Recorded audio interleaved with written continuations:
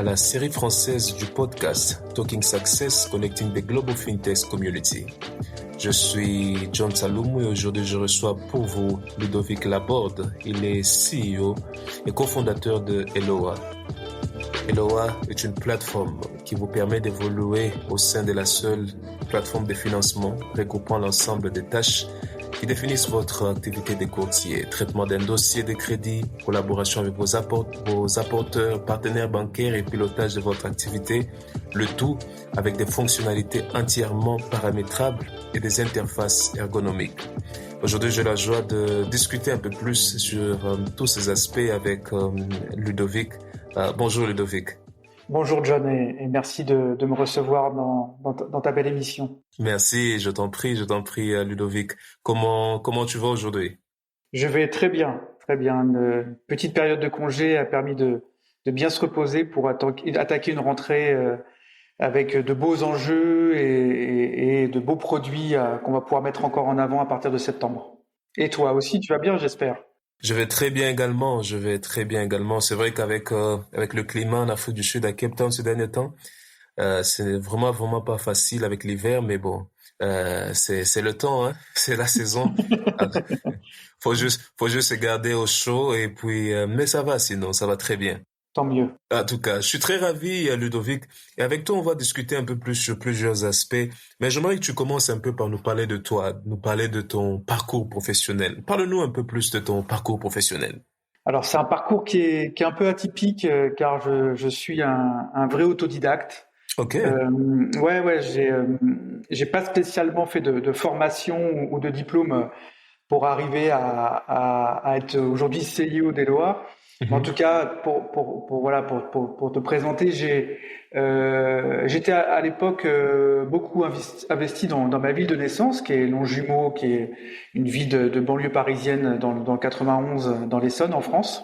Mhm. Et je faisais aussi un DUC de sociologie, tu vois. Mhm. Donc j'ai fait des études pour être électrotechnicien, mais en fait c'était pas un métier qui m'intéressait. Donc j'ai préféré continuer à me former intellectuellement, on va dire. Et la sociologie pour moi était un axe intéressant parce que ça intégrait tout type de connaissances avec l'économie, les mathématiques, statistiques et autres.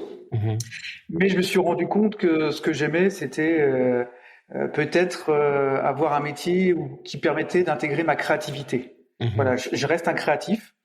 Et donc, vu que j'étais investi dans ma ville et je faisais mon doc de sociologie, j'étais investi au niveau associatif et il y avait le maire adjoint qui était à la culture de la ville, avec qui j'échangeais régulièrement pour mon activité, on va dire, d'associatif. Mhm. Et lui, il avait créé sa propre web agency. Donc, Mhm. il crée des sites internet pour principalement les communes à l'époque. Il a créé ça en 96. Ok. Et en 2000, il décide de recruter parce que sa petite web agency commence à grossir et c'était super. Mhm. Et il m'a demandé si j'étais intéressé pour devenir webmaster développeur. À l'époque, John, tu sais que le Mhm. mot développeur full stack et autres n'existait pas. Il y avait que webmaster entre guillemets au début des années 2000. Ouais. C'était assez light comme connaissance. Hein. Vous avez Mhm. du HTML assez basique, de la gestion de base de données assez basique. Mhm. Et je lui dis, c'est un métier qui m'intéresse parce qu'on voyait le web se développer fortement avec des levées de fonds, des catastrophes, mais avec une envie de révolutionner aussi ce nouveau système d'échange en tout cas. Mhm. Et il m'a demandé si j'avais un ordinateur chez moi, donc je lui ai dit que non. Donc il m'a dit ça commence à être problématique. Si j'avais déjà travaillé sur ordinateur, je lui ai dit que non. Mhm. Il m'a dit je sais que tu es quelqu'un d'investi qui quand il fait quelque chose, il le fait à fond et bien. Mhm. Je te propose de venir une après-midi au sein de ma société. Je vais te Mhm. présenter le HTML Mhm. et en 1 heure et après je te laisserai 3 heures pour refaire une page identique à ce que je vais te présenter. Ok. Voilà, donc là t'imagines une grosse pression quand même, hein, Ouais. parce que j'avais 22 ans, 21, 22 ans. Mhm. Et donc j'avais acheté un bouquin parce que tu sais que tu n'avais pas Internet, c'était très light comme en termes d'information. Et donc Ouais. donc soit t'allais à la bibliothèque, soit t'achetais un bouquin. Et donc j'ai trouvé un bouquin sur le HTML et j'ai bouquiné une semaine avant notre rendez-vous. Mhm. Je suis resté 4 heures chez lui et au bout de 4 heures, il m'a dit c'est bon, t'as réussi, été embauché. Et donc j'étais embauché en Wow. 2000 comme webmaster. Uh-huh. Et donc j'ai appris du coup à coder, on va dire, Mhm. à créer des bases de données, à coder, à faire de l'HTML, à faire du design aussi, parce que il Mhm. fallait tout faire à l'époque. Hein. Oui, Tu sais oui. aussi, on était un peu tout type de métier. C'était un peu le couteau suisse hein, à l'époque du web. Mhm. Et j'ai travaillé chez lui pendant 6 ans. OK. Ouais, et ça a été une belle expérience. En fait, ça a été ma formation. C'était ma formation scolaire que je n'ai pas fait, même s'il y avait peu de Mhm. formation et peu d'écoles à l'époque hein, pour faire du web. Mhm. C'était souvent soit des informaticiens, soit des autodidactes. Mhm. Et donc, ça a été très formateur pour moi. Donc ça, c'était vraiment ma belle expérience parce qu'en plus, c'était un homme investi, engagé, Mhm. charmant, instruit. Ce monsieur était doctorant en chimie, t'imagines? Wow. OK. Donc pareil aussi, lui autodidacte dans le développement informatique. Wow, wow. En tout cas, non, mais c'est vraiment surprenant de comprendre cet aspect-là. Et donc, tu es passé de là jusqu'au point où un jour tu t'es retrouvé en train de faire partie des cofondateurs d'Eloa. Comment tu es arrivé là-bas? Alors, en 2006, j'ai quitté cette société et j'ai Mhm, voulu faire comme avoir un diplôme. Et donc, j'ai fait une VAE, c'est une validation des acquis en France, ça s'appelle, mhm, qui permet, suivant un nombre d'années dans ton travail, de pouvoir directement intégrer une année scolaire qui permet d'avoir un diplôme. Et donc, j'ai intégré une licence mhm, marketing et digital sur Internet. mhm, Et donc, j'ai passé cette licence-là de 2007 à 2008. mhm, Et donc, il y avait un stage entre janvier 2008, février 2008 et juin 2008. Et du coup, mhm. pour faire ce stage, en fait, au lieu de postuler comme stagiaire, j'ai postulé pour avoir un job. Et OK. du coup, j'ai rejoint à l'époque Price Minister, qui était une des marketplaces françaises les plus connues, Mhm, en janvier 2008. Et j'étais directeur de projet au sein de son pôle immobilier. mhm, Et donc ça a été, on va dire, ma deuxième formation, où là j'ai intégré donc ma première société, on était 5-6 salariés, donc c'était une petite société. mhm, Et là j'ai intégré Price Minister où il y avait quand même 250 salariés. Et donc mhm, là j'ai pu asseoir ma formation sur tout l'aspect aussi digitalisation, process, marketing, mhm, acquisition, content, transformation, voilà tous mhm, les termes qui sont arrivés, qui sont commencés à structurer et à processer ce métier on va dire du web entre guillemets mhm. au sens large. Oui, oui. Et donc j'ai fait ça jusqu'en janvier 2010 et en février 2010 j'ai monté ma propre société avec deux associés Mhm, et j'en avais la direction générale et là on avait créé une plateforme SaaS déjà à destination des professionnels de l'immobilier mhm, qui permettait de pouvoir déposer plus rapidement, communiquer leurs annonces de vente de transactions dans l'immobilier, derrière d'avoir mhm. une plateforme SaaS on va dire de transformation du lead, voilà, de captation et de transformation du lead. OK, On va dire que mon premier vrai poste d'entrepreneur, c'était en 2010 comme directeur général. Et donc, wow. ça fait 12 ans maintenant que je suis entrepreneur Mhm. et ça correspond plus à mon ADN personnel. Wow, en tout cas, non, mais ça, c'est vraiment un parcours qui est particulier, je dois te le dire quand même, hein.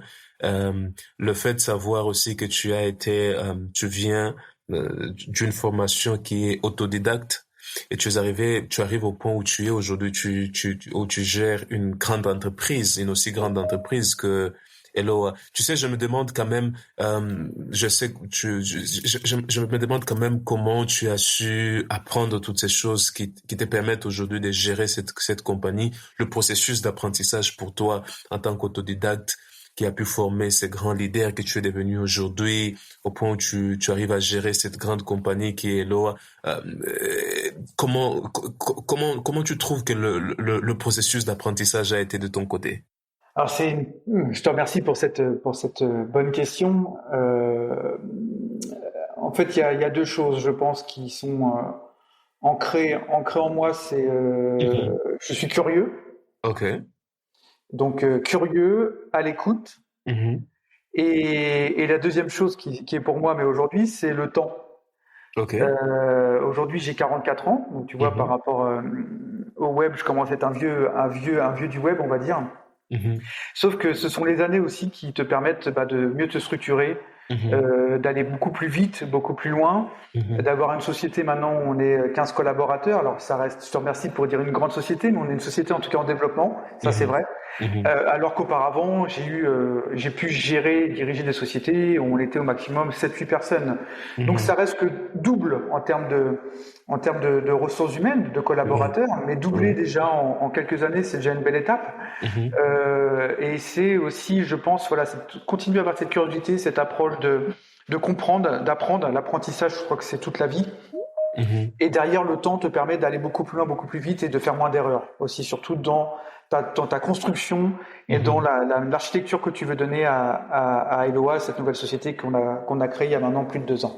Non, je comprends. Et le fait que tu sois entrepreneur aussi au sein de la France, j'aimerais savoir un peu ton point de vue sur cette chose. Il y en a qui pensent que la France particulièrement est un pays qui, d'une manière, freine un peu l'entrepreneuriat et le développement des fintech. Toi qui aujourd'hui es CEO de fintech et qui évolue en tant qu'entrepreneur dans le pays, qu'est-ce que tu penses de cet aspect de voir les choses au sein de FinTech, mais au milieu quand on se focalise sur la France particulièrement? Oui, le marché français, pour moi, il y a deux freins entre guillemets. Ok. Même si on peut toujours se développer, on y arrive. Il y a des très belles aujourd'hui licornes qui sont en train d'exploser. Le Mhm. premier frein pour une fintech, c'est la réglementation. Ouais. Aujourd'hui, il y a quand même on va dire un monopole bancaire en France. Hein. Il y a à peu près entre 5 ou 6 banques suivant comment on compte. Et Mhm. donc ça reste pour un pays de plus de 60 millions d'habitants, ça reste faible en termes de compagnies bancaires, en tout cas et donc du coup la réglementation est un peu sclérosée entre guillemets par ces compagnies parce il y a pas de nouvel entrant, il y a pas de ferveur sur l'innovation, sur la digitalisation, sur la nouvelle technologie parce qu'ils n'en ont Mhm. pas besoin par rapport si tu connais très bien aussi d'autres pays européens et anglo-saxons et on va parler de l'Angleterre où il y a X dizaines et dizaines de banques Mhm. et donc ce qui crée aussi une effervescence intellectuelle et Mhm. digitale. Et Ouais. aujourd'hui en France, il y a moins cette effervescence, clairement. Mhm. Mhm. Et donc du coup, ce monopole bancaire bride un peu aussi le développement des fintechs. Et Ouais. le deuxième axe, et on le voit, c'est l'accompagnement financier. Mhm. Mhm. Les levées de fonds en France, la dernière année, il y a eu de très belles levées de fonds avec des fintechs qui sont devenus des licornes. Mhm. Mais ces levées de fonds ont été faites par des fonds étrangers, Mhm. Ok. principalement. Ok. Et donc, et là, on sent commence à avoir une réduction de voilure sur l'investissement dans les fintechs, parce que tu sais Mhm. que les fonds d'investissement tournent aussi leur portefeuille. Mhm. Mais du coup, pour faire exploser un ou plusieurs acteurs au niveau européen, voire mondial, Mhm. aujourd'hui, la France est encore dans cette problématique il faut de l'argent. On sait, si tu veux Mhm. développer un usage, si tu veux développer un changement, si tu veux changer une réglementation, Mhm. une utilisation, peu importe, il faut beaucoup de moyens. Alors bien pour Mhm. faut les prouver c'est déjà sur son pays au niveau national. Et Mhm. après, si ça marche au niveau national, tout de suite on peut, voilà, normalement exploser au niveau européen, voire international. Et aujourd'hui, Mhm. la France a ce blocage, Mhm. blocage réglementaire et financier. Et Mhm. c'est triste parce qu'on voit qu'il y a des idées merveilleuses, il y a énormément d'entrepreneurs, il y a de plus en plus d'entrepreneurs en France. Et ça, c'est génial parce que ça crée de la créativité, de l'effervescence. Même Mhm. si c'est créé pour un an une boîte et qu'elle se plante, vous avez Mhm. imaginé quelque chose, vous avez mis votre pierre à l'édifice et ça ne fait Mhm. qu'accélérer. Mhm. Et je pense qu'il faut avoir un accompagnement à tous les niveaux et même si on a la BPI qui est, on va dire, la banque publique française, qui Mhm. est une très bonne banque publique pour commencer à amorcer les bonnes idées et les entrepreneurs. Mhm. Derrière, il faudrait pouvoir sortir voilà, des licornes au niveau mondial et ça ferait une vraie différence aussi bien sur l'aspect digitalisation et de la formation qui est très bonne en France, hein, des ingénieurs tech qui Mhm. sont extrêmement bons. Les idées Mhm. sont là. Il manque juste un peu de moyens et un peu d'engouement et je pense que la France pourrait être un des pays licornes au monde. Ouais. Mhm. Mhm. En tout cas, non, ça, je crois fortement également qu'il y a beaucoup de potentiel que l'on peut voir, particulièrement pour le marché de la France. Mais la réalité que tu as mentionné aussi, le fait du monopole bancaire qui bride les fintechs aujourd'hui au sein de la France quand même. Tu sais, je suis en train de me poser la question, je me dis, pour vous particulièrement, qui êtes au sein de ce marché-là, comment vous faites pour surpasser cette réalité? Là, je parle de vous et je parle des lois. Comment vous faites pour surpasser cette réalité? Alors nous entre guillemets, on a de la chance, on a fait le choix de développer, construire une plateforme SaaS. Mhm, Une plateforme SaaS, c'est vraiment à destination des intermédiaires financiers français. mhm, Alors principalement aujourd'hui des courtiers, et on commence aussi à mettre à disposition notre plateforme auprès d'établissements de crédit. mhm, Et aujourd'hui, les courtiers, principalement nos clients, sont un peu bridés sur sa réglementation par rapport au crédit immobilier en mhm, France, qui est un peu un peu on va dire le petit plus que les banques françaises, le monopole bancaire veut garder un peu, et pas trop intermédiaire, on va dire, entre guillemets. Et mhm, donc, nous, la force des lois, c'est tout de suite d'avoir intégré dans notre plateforme SaaS les mhm, 4 types de métiers: l'immobilier, le crédit mhm, immobilier, le crédit consommation, le crédit professionnel et le groupement de crédit. Ce mhm, qui permet à ces intermédiaires financiers, nos clients, de pouvoir tout de suite se diversifier mhm, et d'accompagner leurs propres clients tout au long de leur vie, leur projet de vie.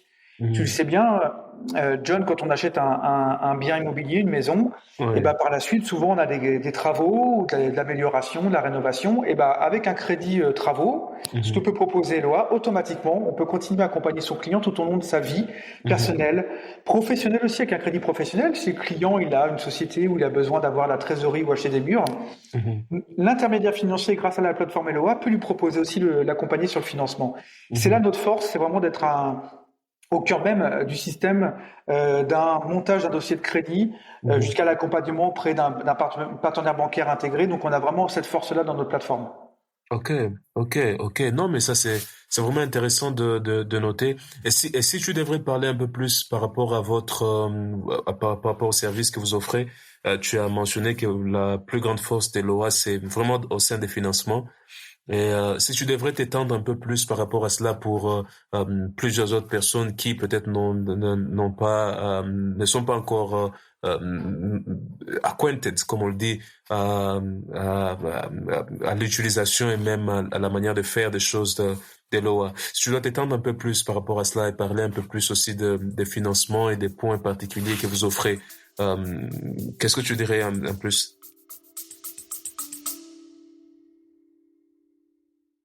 Scott, could you design a video game? I could make you a hypothetical one if I took some random genres, mechanics, maybe blended them together and created a new hypothetical game. And that would make a great podcast. Undoubtedly. So what would you make? Something original and exciting? A Dark Souls city builder? A co-op roguelike? Everything, all of that. We could use the Nemesis system from and put it in a first-person shooter. And we could have a loot system with survival mechanics and motion controls. And maybe you could, I don't know, save a kingdom from some out-of-control toasters. What about party? Catch the Gaming Blender on all your favourite podcast platforms.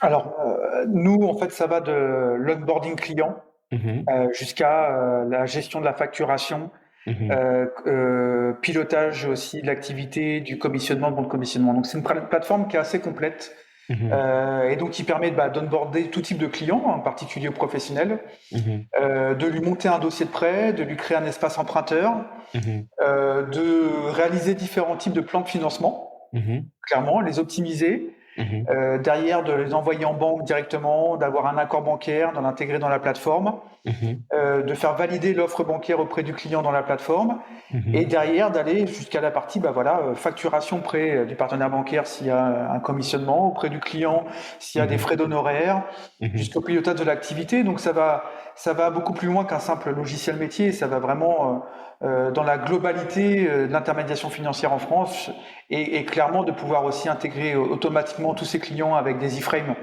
Mhm, qui peuvent être positionnés sur des fronts de nos partenaires clients d'Eloa. Ça mhm. permet d'aller très très loin, très très vite. Et pour preuve, aujourd'hui, en un an, on a plus de 2200 professionnels qui sont abonnés à la plateforme Eloa. Ok, ok, Et c'est 25 000 crédits qui sont montés chaque mois sur la plateforme.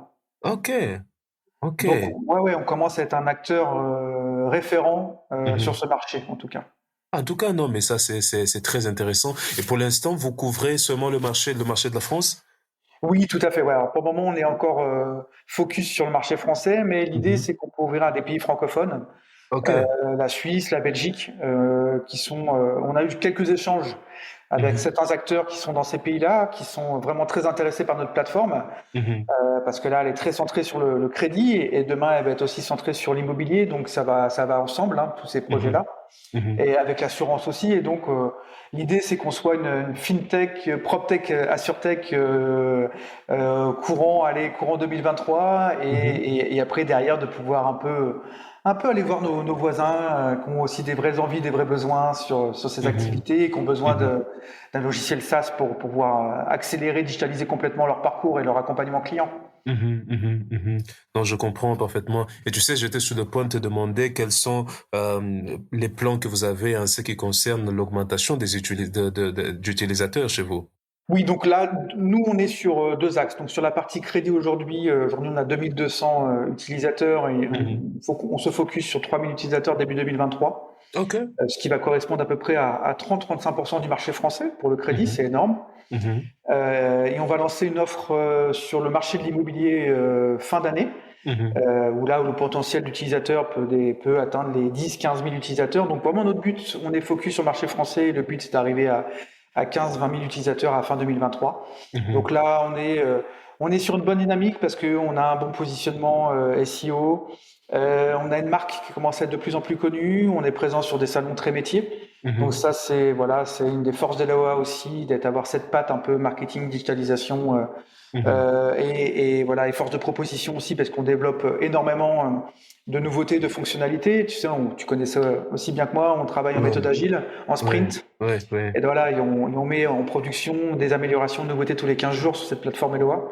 Et Mhm. pour ça, bien sûr, il faut aussi recruter, parce qu'on n'arrive pas à avoir ce nombre d'utilisateurs sans recrutement. Et donc, on va recruter Mhm. 5 collaborateurs entre la fin d'année et début d'année prochaine. Ok. Voilà, que ce soit aussi bien sur la partie retail que sur la partie IT, tech. Mhm. Parce qu'il faut qu'on puisse encore mieux se structurer pour pouvoir bien gérer cette croissance et notre beau développement qu'on a aujourd'hui. Non, mais c'est très bien d'avoir de projets qui sont aussi grands. Et, je suis très content de voir aussi que vous avez des plans également de grandir et même de faire grandir l'équipe. Ce qui est une très bonne chose pour une entreprise aussi en très bonne phase de développement comme Eloa. Et une chose quand même que je me demande également, Ludovic, est-ce qu'il y a des formes de challenge en ce qui concerne la commercialisation ou le marketing ou même la vente du type de produits que vous offrez? Euh, comment, quel genre de conseils vous pouviez donner à quelqu'un ou à un CEO qui nous écoute en ce moment, qui offre pratiquement le même genre de service que vous offrez, mais un peu essayer de vous concentrer un peu plus sur par rapport aux stratégies marketing ou par rapport à comment brider les challenges qu'il y a lorsqu'il s'agit de la commercialisation.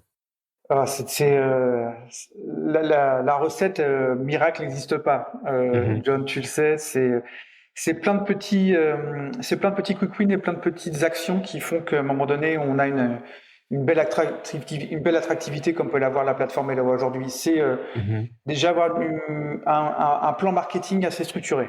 Ok. Donc nous, voilà, on communique 2 fois par semaine sur le marché, notre marché à Mhm, nous, hein, le crédit, et mhm, aussi sur l'apport de la plateforme LOA sur ce marché. mhm, Et il faut être régulier, mhm, récurrent.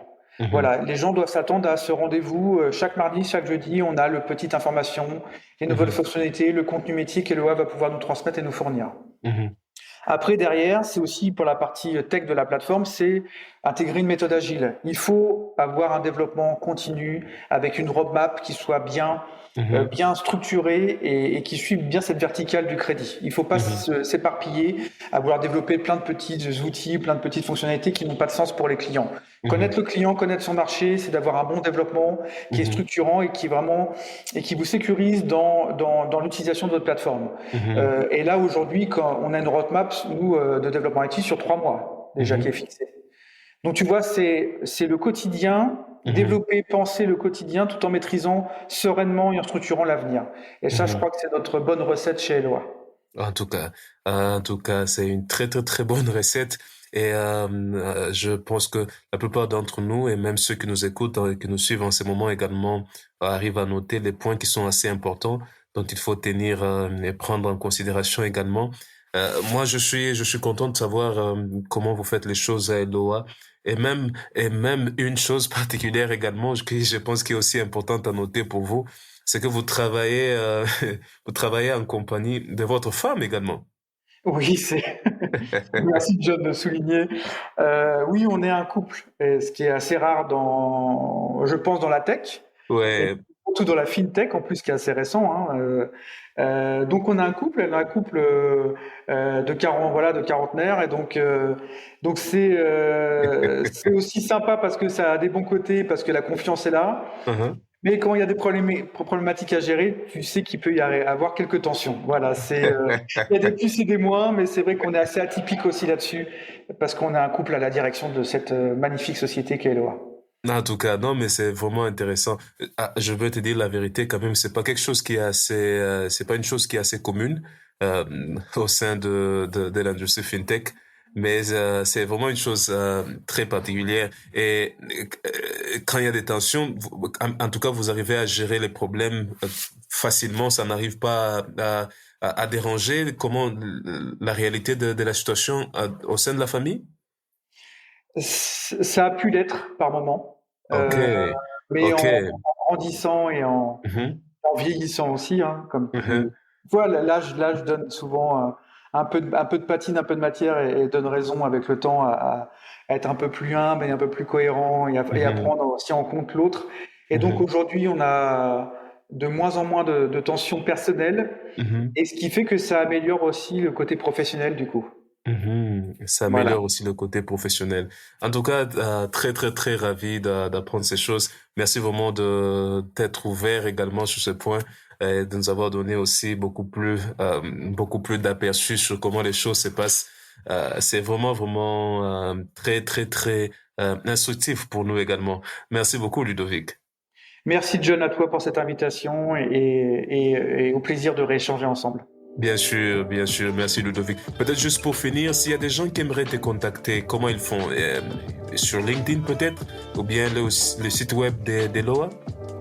Exactement, les deux c'est bien. LinkedIn, c'est parfait en direct, et je répondrai avec grand plaisir. Avec grand plaisir.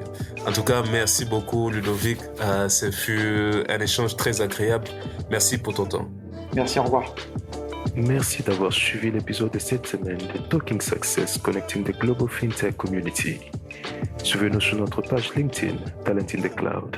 Et si vous êtes intéressé par des talents exécutifs, ou si vous cherchez à accroître votre équipe, ou si vous-même vous êtes à la recherche d'un changement de carrière, alors consultez notre site web talentinthecloud.io.